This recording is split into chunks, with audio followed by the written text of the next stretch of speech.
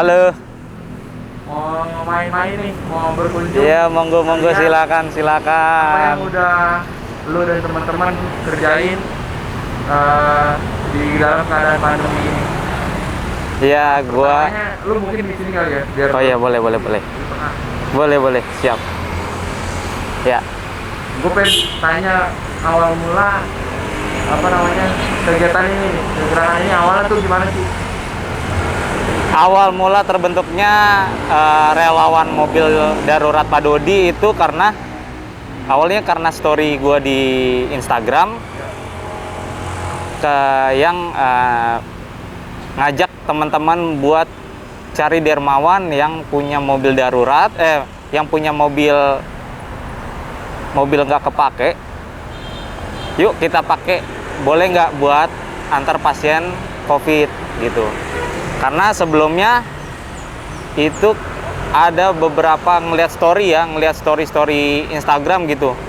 Banyak teman-teman yang nyari ambulan itu susah banget, terus juga buat antar keluarganya, mamanya, papanya, bahkan yang mirisnya itu sampai harus terpaksa kehilangan keluarganya karena telat penindakan gitu. Terus pas sampai semuanya bisa, gimana tuh ceritanya? Yang dari mulai Instagram itu? Iya, sampai akhirnya gue bikin story itu, memang ada beberapa gue tag sama teman-teman, ya banyak artis ya. Cuma dari semua yang gue tag, nggak ada yang respon. Dan ada satu teman gue fotografer, dia namanya Paul, dia repost story gue, lalu di tag ke salah satunya Kang Omes. Dan saat pagi itu juga Kang Omes tiba-tiba DM gue, langsung tanya nomor kontak gue dan langsung hubungin gue langsung, bahwa dia bilang kalau gue punya mobil Vito, Mercy Vito, yang biasanya gue pakai buat towing motor, saat ini karena nggak ada acara-acara touring, acara-acara kumpul motor karena pandemi, akhirnya dia berusaha daripada tidak dipakai, lebih baik gua alihkan untuk jadi mobil darurat sementara gitu, untuk menolong teman-teman yang membutuhkan pertolongan. Terus pas waktu itu lu ketemu langsung meetingnya atau by WA atau gimana? Awalnya gue by WA, awalnya gue by phone. Kita omongin sama-sama, kita omongin panjang lebar, dari mulai konsepnya bagaimana, sampai akhirnya nanti operasionalnya bagaimana, sampai ketika sudah proses produksi mobilnya hampir 90%, baru kita ketemu langsung sama Kang Omes dan tim yang relawan lainnya. Itu kira-kira waktu itu sampai sebelum eksekusi itu berapa lama tuh persiapannya? Untuk awal itu langsung cepet banget ya, langsung dieksekusi sama Kang Omes ya. Langsung dia cari support dari teman-teman artis juga, ada dari Kang Desta, ada dari Bubur Ayam Racer, ada dari Mas Alit. Dia juga bantu untuk sharing tentang gimana yuk kita bentuk mobil ini supaya jadi mobil darurat gitu. Dan kita buat mobil ini juga sebelumnya kita tanya dulu, sharing dulu sama salah satu dokter yang memang waktu itu sempat menjadi dokter rawatnya Kang Omes waktu positif COVID. Gitu. Kita harus tahu bagaimana standar mobil ambulan tuh seperti apa. Tapi di sini kita nggak berani sebut mobil ini ambulans karena kelengkapan yang kita punya di dalam adalah tidak proper ya untuk jadi sebuah mobil ambulan. Jadi kita hanya sedia stretcher, sedia kursi roda, P3K, APD, dan tabung oksigen. Paling itu aja. Karena memang kita fokusnya untuk COVID. Iya. Apa memindahkan pasien untuk mendapatkan perawatan yang lebih intensif? Iya, karena khawatir banyak orang yang kebingungan untuk berobat COVID ya. Karena mereka takut ketika naik kendaraan umum, justru mereka menjadi apa ya, sebagai pembawa virus di luar gitu. Jadi akhirnya saya berinisiatif untuk yuk yang punya mobil nggak kepake, semoga bisa bermanfaat untuk teman-teman yang terinfeksi supaya tidak menulari orang lain. Jadi dia tidak naik kendaraan umum, dia tidak membahayakan pengguna berikutnya dan juga drivernya sendiri gitu. Terus waktu itu berapa lama pas mempersiapkan dari, kan waktu itu kan kendaraannya nggak standar ya? Iya. Sampai settingannya kayak gini. Iya, awalnya memang mobil sempat dimodifikasi ya kondisinya. Akhirnya dirubah langsung kaki-kakinya sama Kang Omes ke bengkel, dibuat standar supaya safety dan nyaman digunakan untuk membawa pasien. Proses pengerjaannya itu kira-kira seminggu sampai akhirnya semuanya beres, mulai dari kelengkapan mobil, karoseri di dalamnya, sampai light barnya. Nah, ini buat masyarakat juga yang mungkin belum tahu, ini kan kayak sosialisasi nih. Ya, Misalnya ada orang yang membutuhkan, nah itu bagaimana cara ordernya, bagaimana cara pesannya itu gimana sih? oke, buat teman-teman yang di luar sana, buat yang butuh pertolongan dari mobil darurat Pak Dodi ini, bisa langsung buka Instagramnya mobil darurat Pak Dodi. Di sana nanti akan ada nomor hotline-nya. Nanti akan dipegang langsung dengan saya atau dengan rekan yang lainnya. Itu semua tanpa dipungut biaya sedikit pun. Khusus untuk antar jemput pasien COVID. Terus ini kan kita lihat juga udah ada unit yang lain nih. Iya. Ini waktu itu ada yang nyumbang juga ya? Iya, ini juga ada seorang dermawan juga yang kebetulan kenal juga sama Kang Omes. Akhirnya dia menyumbangkan salah satu mobil untuk dijadikan mobil darurat Pak Dodi. Kita bisa lu pimpin nggak tur? Boleh. Untuk di sini boleh. Ini ada Wayland. Iya. Ini Luxio ya, tipenya Luxio. Iya. Ini Terus sudah dirubah pakai itu masih ada nggak sih? Udah dicabut ya? udah dicabut. Oh, diganti perangkat. Iya, diganti dengan equipment buat rotator ya dari Wayland. Ini ada saturasi juga. Iya. Di sini juga ada saturasi, fungsinya untuk ngecek kadar oksigen dalam darah pasien, supaya kalau memang di sana kondisinya pasien kurang oksigen, kita akan sediakan tabung oksigen.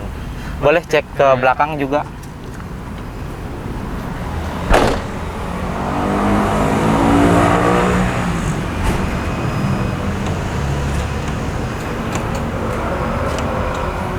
Bentar.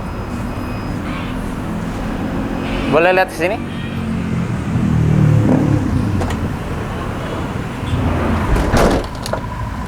Kuncinya di mana ya?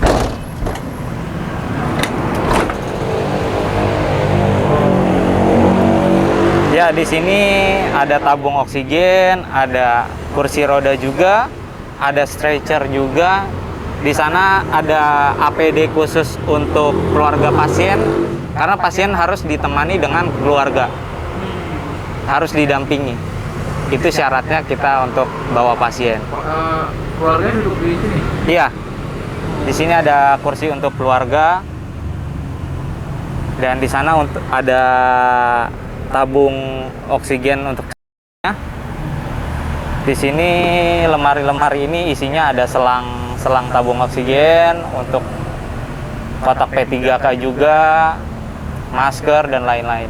Nah, untuk dari tim Pak Dodi ini kalau menjemput orang biasanya berapa tim dijemput? Kita tergantung kondisi pasiennya bagaimana. Kalau misalkan, karena dari awal sebelum kita jemput, kita harus review dulu. Kita harus lihat dulu data yang diisi formnya sama pasien,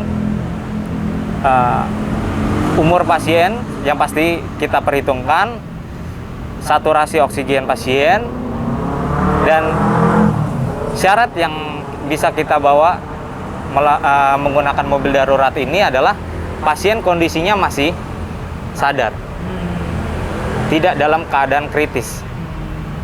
Karena balik lagi, kondisi mobil ini bukan mobil ambulans, karena ini hanya mobil darurat untuk mengantar jemput pasien COVID yang memerlukan kendaraan.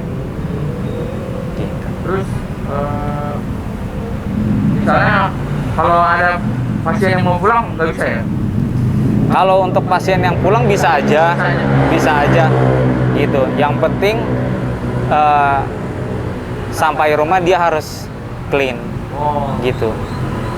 Karena memang setiap kita habis antar jemput, memang kita selalu bersihin semuanya sih dengan desinfektan. Terus juga rutin untuk bersihin sirkulasi udara yang dari air conditionernya dengan fogging, menggunakan desinfektan. Kalau yang ini gimana? Boleh kita lihat dari depan ya. Ini unit pertama kita, unit pertama mobil darurat Pak Dodi, Mercy Vito milik Kang Omes. Boleh kita lihat langsung?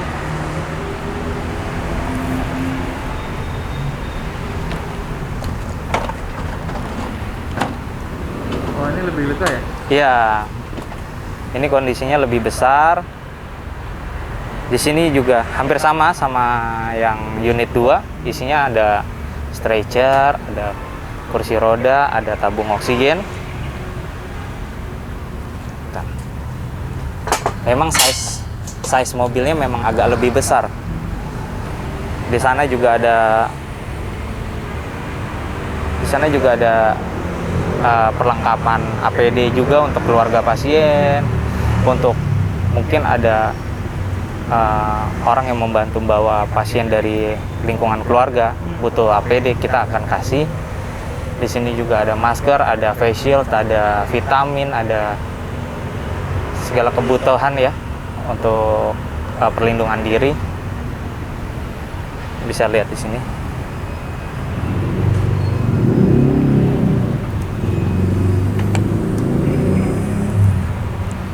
Di sini memang agak lebih besar ya. Memang size mobilnya agak lebih besar.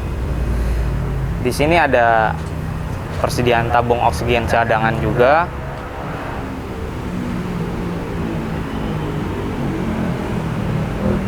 Di sini ada desinfektan. Ini biasa kita pakai setelah menurunkan pasien di rumah sakit, selalu kita steril dengan ini. Sesampainya di base camp, kita juga akan sterilisasi juga. Kalau keluarga bisa muat berapa nih? Kalau keluarga itu maksimal di sini ada 3 orang. 3 orang? Iya. Lega sih. Pasien 1, pendamping 2, atau kemarin sempat kita jemput 3 pasien, 1 keluarga untuk dibawa ke rumah sakit darurat COVID di Wisma Atlet. Paling jauh jemputnya kemana? Paling jauh itu kita jemput ke daerah Citayam. Citayam. Oh, Citayam. Iya. Citayam, ke arah Bogor ya masuknya ya. Udah Jawa Barat. Ke Wisma Atlet. Ke Wisma Atlet. Kalau syarat Wisma Atlet itu apa sih? Awal-awal syarat Wisma Atlet itu sebenarnya ketika lagi kondisinya full ya, penuh, memang agak sulit. kita harus ada surat rujuk dari rumah sakit, kita harus ada hasil PCR, kita juga harus membawa nama dokter yang dituju di sana sebagai penanggung jawab gitu. Karena kalau tidak, pasien tidak akan bisa masuk dan tidak bisa diterima gitu. Dan kondisi pasien juga tidak bisa yang kritis kalau untuk di Wisma Atlet. Oh, bisa kritis. Iya.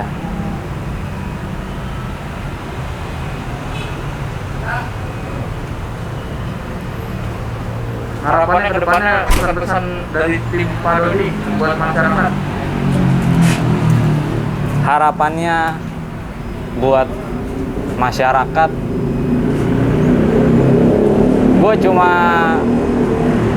bisa bilang, yuk kita sama-sama kerjasama untuk melawan COVID ini, melawan virus ini. Virus ini nggak perlu kita takutin. Virus ini harus kita lawan. Bagaimana caranya? Kita tetap jaga protokol kesehatan, kita jaga keluarga kita jaga diri kita jaga kebersihan satu sama lain, kita saling menghargai. Jika memang kita percaya bahwa virus ini ada, kita jaga diri kita masing-masing. Kalau memang tidak percaya, cukup kita yang tidak percaya, jangan diumbar ke orang lain karena itu berbahaya. Yuk kita kerjasama. Kalau memang ada teman-teman yang nggak percaya, boleh kita lakukan aksi sosial mengatasnamakan kemanusiaan gitu. Makasih banyak udah boleh main-main ke sini, udah boleh Sama-sama kedepannya ini maksimal, banyak orang yang tahu. Udah gitu kalian juga sebagai relawan sehat-sehat. Amin. Didoain banyak orang. Amin. Dan tentunya bisa bermanfaat buat orang lain. Amin. Oke teman-teman DSD, inilah kunjungan kita hari ini supaya teman-teman juga bisa mendapatkan informasi dan mungkin mau bikin sumbangan, mau mau support teman-teman dari Pak Dodi, bisa banget. Langsung aja ke sini di Pejaten, di showroomnya Royal Enfield Pejaten. Iya, betul. Terima kasih telah menonton. Sampai ketemu di konten berikutnya. Bye. Mau jalan orangnya Sherlock gitu kan? Iya, Sherlock. Oh. Dari grup